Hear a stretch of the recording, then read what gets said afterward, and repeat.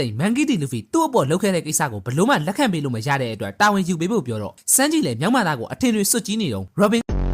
ဒီတင်မောရဲ့ဆီယာမာကြီးနာမီကလည်းအန်နီရများတဲ့သူတယောက်ကိုလွယ်လွယ်နဲ့လက်ခံလိုက်တာမှားတဲ့အကြောင်းဝင်ထောက်လိုက်ပါတယ်လူဖီလိုတောက်ယူမျိုးကိုလှည့်စားလို့ရပေမဲ့သူ့တော့လာမလုံးနဲ့လို့အထကိုင်းနေတော့ရော်ဘင်ကသူ့ခရကိုဒိုင်ရဲ့ရတနာတွေယူလာတာအခုမှသတိရတယ်လို့လည်းပြောလိုက်ရောချက်ချင်းမမရော်ဘင်နဲ့ညီမလေးနာမီဖြစ်သွားရပါတယ်စန်းကြီးလိုကောင်ကတော့မစီအောင်လဲမိန်းကလေးဆိုရင်ကိုအပြစ်မမြင်ချစ်ခင်တတ်တဲ့သူမို့လို့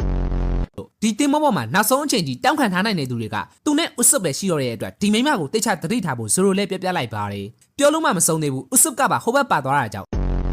ဇိုရိုလည်းဘူဘူနဲ့လှေဦးပိုင်းကိုတယောက်တည်းထွက်လာခဲ့ပေမဲ့ရော်ဘင်ကနောက်ကလိုက်ပြီးဒီတင်မောလေးကအသက်ဝင်တဲ့အကြောင်းပြောရင်ပြုံးပြသွားလို့မျက်နှာကြီးရှစ်ခေါက်ချိုးနဲ့မကြေမနက်ဖြစ်ကြံခဲ့ပါတယ်မြောက်လောင်းကောက်ရိုးအထုံးရဲ့တင်မောပေါ်ရောက်နေရဖြစ်ပြီးသူ့အိတ်နေတော့အေးမဆိုလို့အင်ကြီးချုံပေးဖို့လုပ်တဲ့ရော်ဘင်ကိုပါသူ့အနာကပ်မလာနဲ့ဆိုပြီးစစ်ကမာဝိုင်းကောက်ထုတ်လိုက်ပါတယ်လက်တွေရအိမ်မက်ဆက်ဆန်မိုးကောင်းငင်ကျုံကတကယ်ရှိနေရလို့ပြောလို့ရပေမဲ့မြေပေါ်အတုလည်းဖြစ်နိုင်နေတဲ့အကြောင်းနာမီကပြောလိုက်တော့ပျော်နေတဲ့သုံးကောင်လုံးစိတ်သက်တွေမဲသေးကုန်ကြပါတယ်